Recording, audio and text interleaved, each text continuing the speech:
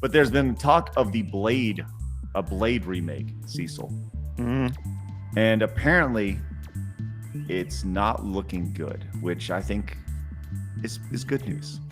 Oh, it's great news. Yes. No, like just bring Wesley back. If let him do a real Blade 3. Like put it together, like give him a swan song for Blade, because Blade 3 isn't it.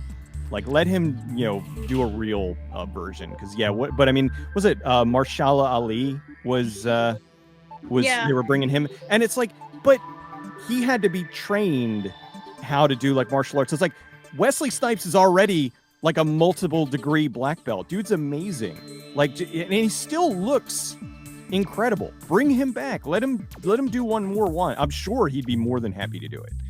Well, so here's the problem with that, is that Wesley Snipes, at the age of, he was 34 when he did the first Blade movie, and now he's 62.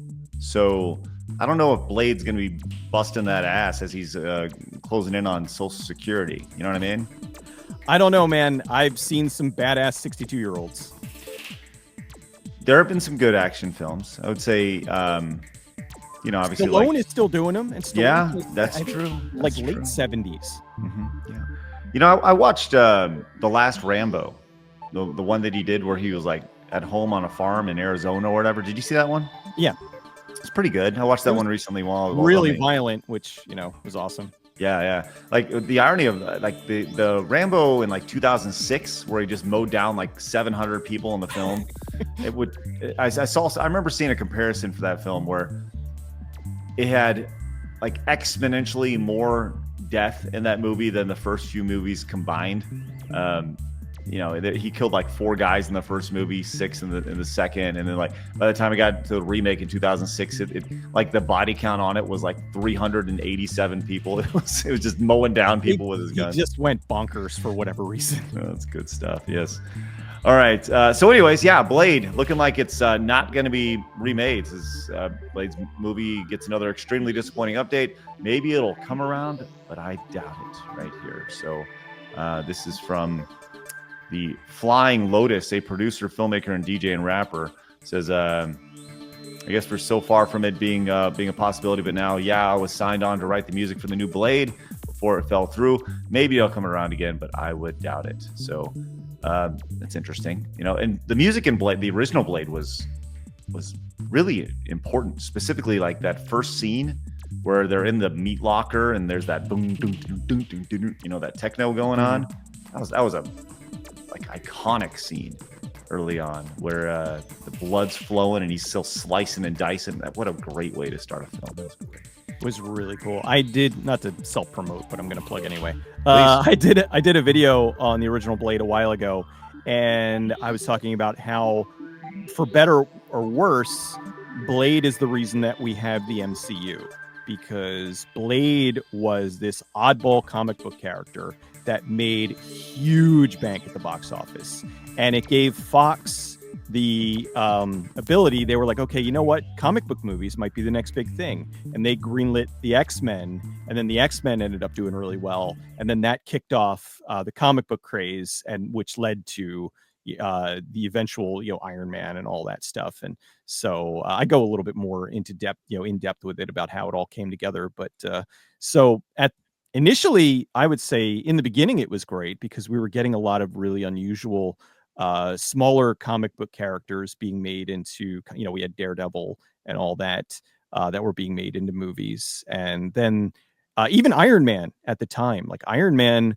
was kind of a big deal in the sense that he wasn't anywhere near as popular as he is now. Like everybody's, Batman, Superman, and it was, but Iron Man was kind of like one of the lesser, he wasn't Spider-Man tier, but they made him into a thing. They made him into a bigger thing by making that the launch of the MCU. Dude, I 100% agree with you. Like I remember when Iron Man came out, like the only reason I knew Iron Man at all was because of the Marvel vs. Capcom games. I mean, I knew him from a friend, right? But you're right. He was not Spider-Man. He was not Superman. He was not Batman. He was not, one of those top characters. But Iron Man is now like the coolest character ever, and everybody knows who Tony Stark is. Right. and I go back to like even like Rocket Raccoon, right? Rocket Raccoon, the first time most people were exposed to him was in Marvel versus Capcom 3.